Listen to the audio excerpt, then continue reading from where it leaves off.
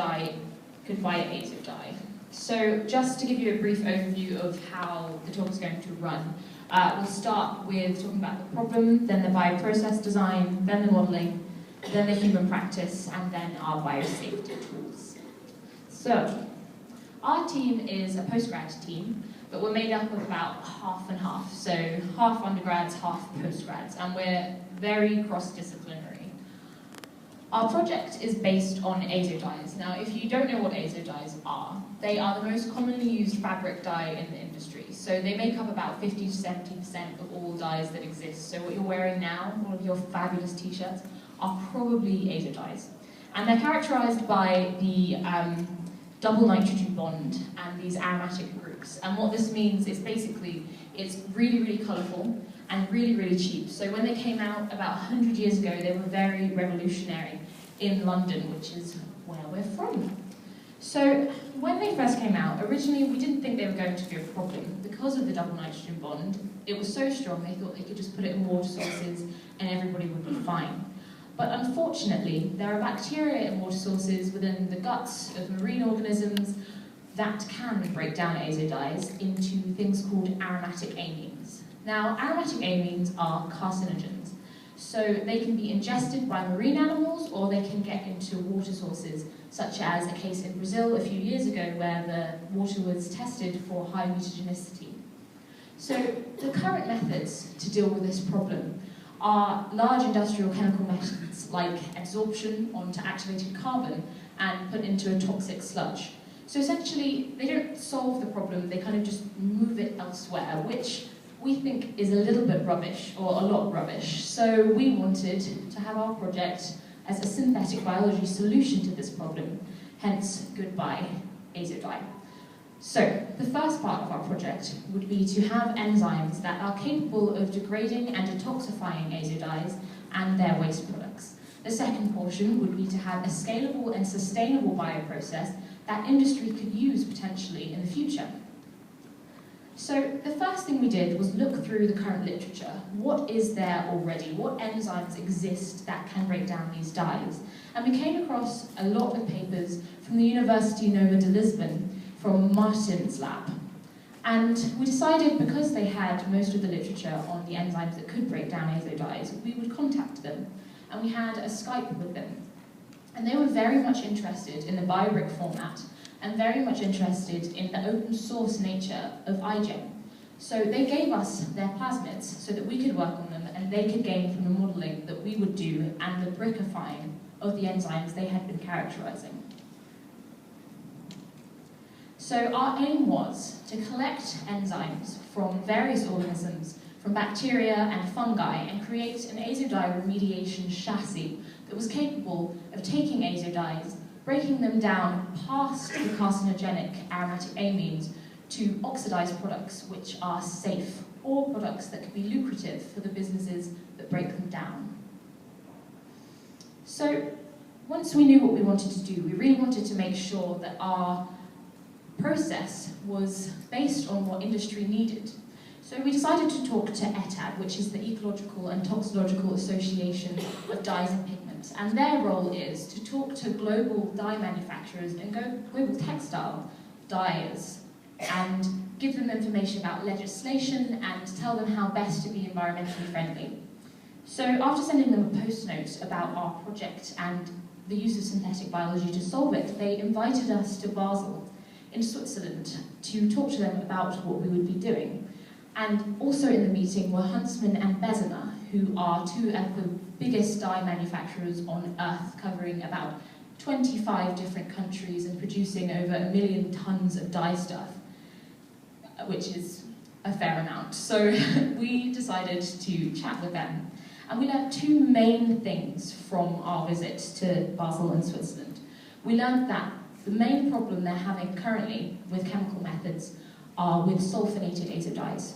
So sulfonated azo dyes are really great because they use less water, and that is essentially more environmentally friendly, but it's a bit of an arrow in the foot because it also makes them harder to degrade by chemical methods. So that's the first thing we wanted to address that we learned from ETAD.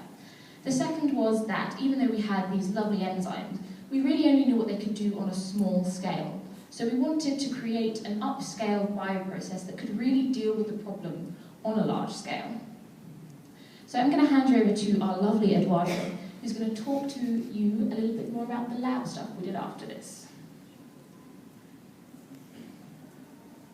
So from all the information we gave from our partnership with academia and industry, we started our lab work focusing on these two monsters we wanted to obtain. The sulfonate azotides, which are recalcitrant and more difficult to create, hence leave a space for synthetic biology to act. Those were the two monsters we had to attain, and we focused on acid orange 7 and reactive black 5, on which we did our characterization assays. We started working with lignin peroxidase. This is an enzyme from a white rot fungus and has been shown to be very effective in degrading sulfonate azotides. We found the sequence in the registry, and we couldn't optimize it to E. coli, added a barbaric prefix and suffix, and got the sequence synthesized from gene Oracle. Nevertheless, the transformations that they tried to do into E. coli failed, as the enzyme showed to be toxic to E. coli, and the gene showed several mutations and truncations. This kind of betrayed our project. It was toxic to E. coli, and we therefore moved on. We pivoted to a different enzyme, which is called BSDYP. This comes from Bacillus subtilis, and it's defined as a didecolorizing peroxidase. It has a very similar range of substrate as lignin peroxidase, but as it comes from the bacterial kingdom, is more likely to be compatible with our host, E. coli.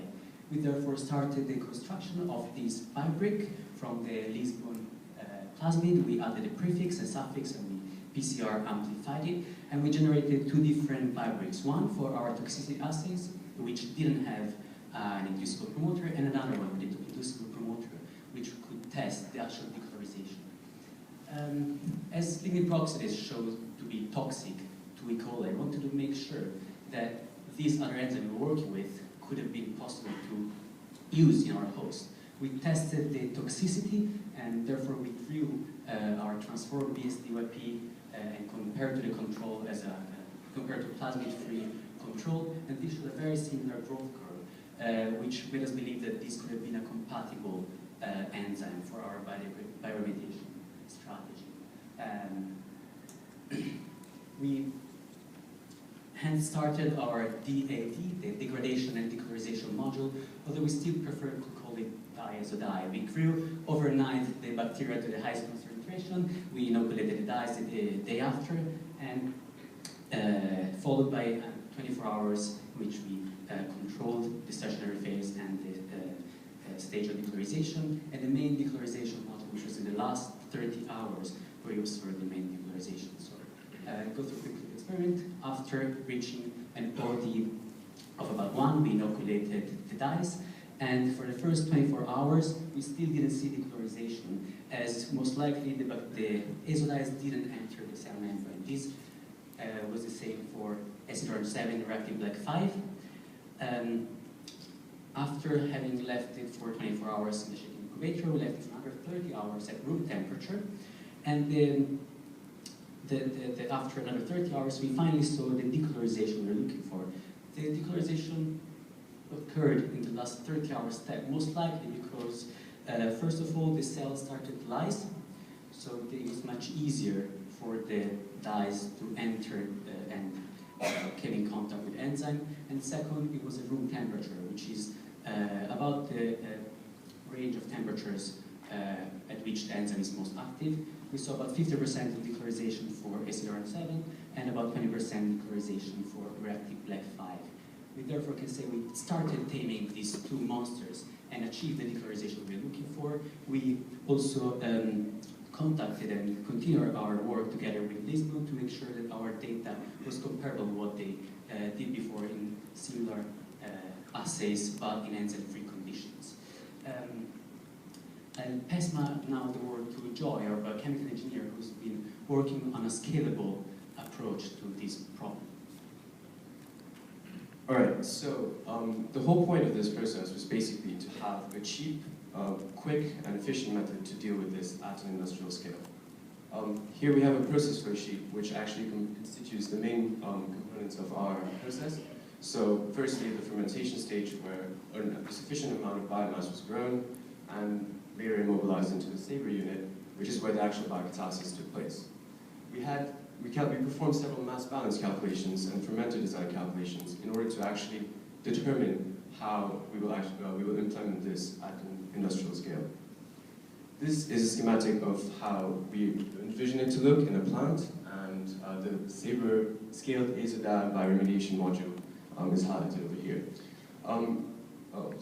It basically is a plate and flame model, so it's very cheap to build, it's efficient to operate, and it actually dechlorizes the azodine feed streams sufficiently.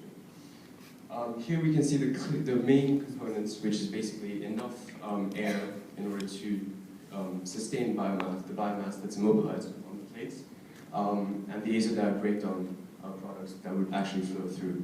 It's possible to invest further in downstream processing options based on potential lucrative products that would occur from the breakdown. We also use microfluidics to test the operation of Sabre at a very small scale, quickly and cheaply, through computer-aided design and rapid prototyping. We tested two main features. The first feature is the immobilization. So this has basically allowed us to figure out the flow rates and the residence times of azodides in the module. And the second feature was the biodegradation, which we did by conducting small-scale experiments at a bioreactor, of a small bioreactor that we fabricated over there. So this was critical in figuring out the optimal conditions and optimizing the unit at a large scale to make it feasible and implementable. I will now pass the mic back to Georgia, who will tell you a bit more about modeling, which educated our lab. So, the first kind of modelling that we did was essentially just to have a look at the pathways of products, which sounds really simple, and you would expect it to be. But BSDYP, our main enzyme, is actually rather uncharacterized. So understanding the product pathways was a little bit difficult. So we started by creating an enzymatic time course for the breakdown of the azodides as opposed to the creation of their products. And we did this for azoreductase and BSDYP. And we used this enzymatic time course to do something called parameter inference, which uses Bayesian statistics to help us further understand the limiting factors, the bottlenecks, if you will, of the reaction, and hence inform our lab work to better solve these.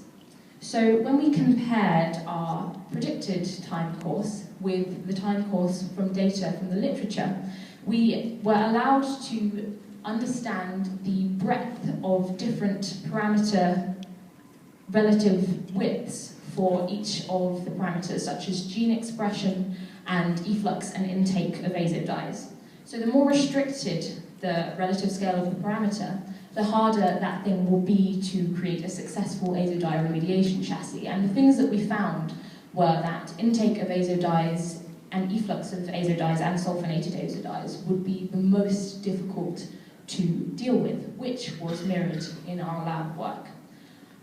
The second type of modelling that we did was the chemical mechanism modelling. So as I mentioned before, BSDYP is not that well characterised in literature because it's fairly new. So there is very little understanding of how they actually work. So we worked with our chemistry department to further understand the chemical mechanism and come up with one that might work. And we planned for experiments for radio labelling of oxygen and water to confirm this. So our modelling came side by side with our lab work, as did our policy and practice. And from the very beginning, we had a teammate called Kevin, who is a fabulous social scientist.